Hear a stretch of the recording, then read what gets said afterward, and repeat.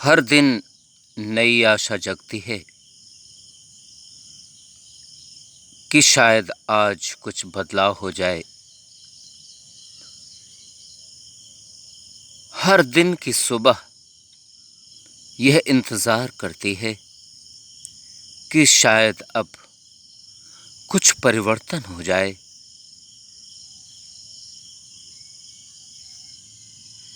हर दिन की नई ऊषा की किरण यह अपेक्षा करती है कि अब कुछ नया कदम उठे और इन पाप कर्मों से, इन नकारात्मकताओं से विमुख होकर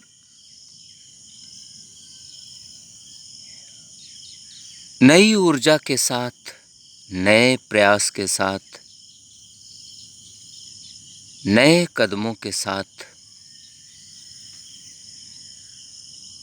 सद्राहों की ओर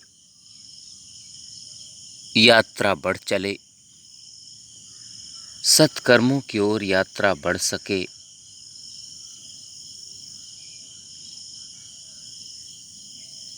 और चल पड़े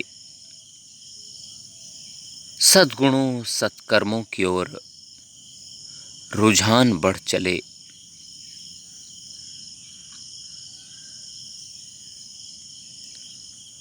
और परमार्थ के कार्यों की ओर, सत्य से ओतप्रोत क्रियाकलापों की ओर, न्याय से प्रेरित कदम, धर्म, ईमानदारी, मानवता की उन गतिविधियों की ओर, शांति, अहिंसा, सरलता, सादगी, निश्चलता, निर्मलता की ओर यह यात्रा बढ़कर आगे चल पड़े।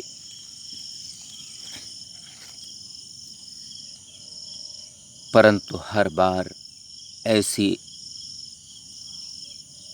संभावनाएं बनती हैं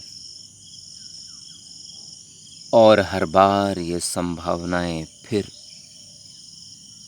रखी की रखी रह जाती हैं। हर बार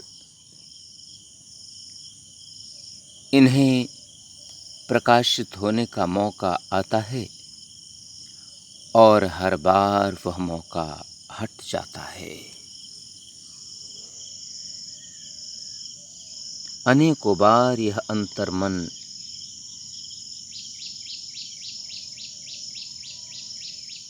इन सकारात्मक सत्कर्मों, सद्राहों की ओर लालायित होता है, परंतु भौतिकता के वशीभूत होने के कारण, अज्ञान के अंधियारे में उलझे हुए होने के कारण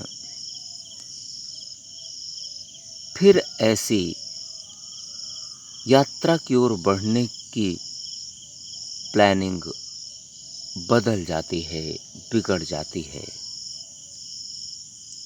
और फिर जो बदलाव लाने की इच्छाएं हर बार होती हैं, वे फिर शांत हो जाते हैं। और इसी प्रकार इन सद्गुणों, सत्कर्मों, सद्राहों से विमुख होकर होते हुए क्रियाकलापों,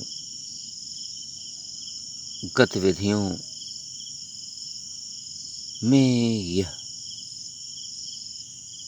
जीवन, यह तन, यह मन, यह धन सब संलिप्त हो जाता है। तनिक इस बारे में धैर्य धरकर सोचा जाए, विचार किया जाए और मंथन किया जाए तो यह पता चलेगा कि जिस प्रकार से इतना समय व्यर्थ चला गया है, आखिर कब तक ऐसे ही चलता रहेगा। और यदि ऐसे ही चलता रहेगा तो जीवन का कल्याण कब निर्धारित होगा। यह जन्म सार्थक होने की प्रक्रिया की शुरुआत कब होगी। अनेकों सवाल उत्पन्न होते हैं, अनेकों जिज्ञासाएं उत्पन्न होती हैं, अनेकों जिज्ञासाएं फिर यूं ही पड़ी रह जाती हैं, पर उन्हें उनके उत्तर नहीं प्राप्त हो पाते।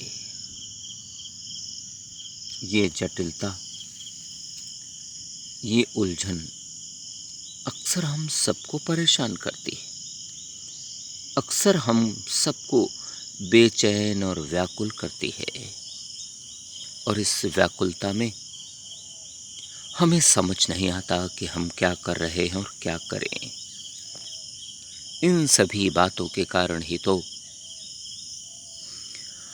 हम भ्रमित होकर इस अमूल रत्न से मनुष्य जीवन को, इस अमूल रत्न से मानव जीवन को कौड़ियों के मोल बिता देते हैं और उस प्रकार के नकारात्मक पाप कर्मों की गठरी तैयार कर लेते हैं जिन्हें हमें लेकर चलना बड़ा बोझ लगता है, बड़ा कठिन लगता है। और कठिन लगे भी क्यों ना, पाप का एक एक तिनका बड़ा वजनीला, बड़ा भारी होता है। और यदि इसी प्रकार इन तिनकों को इकट्ठा किया जाएगा तो वह गठरी भारी होना स्वाभाविक ही है।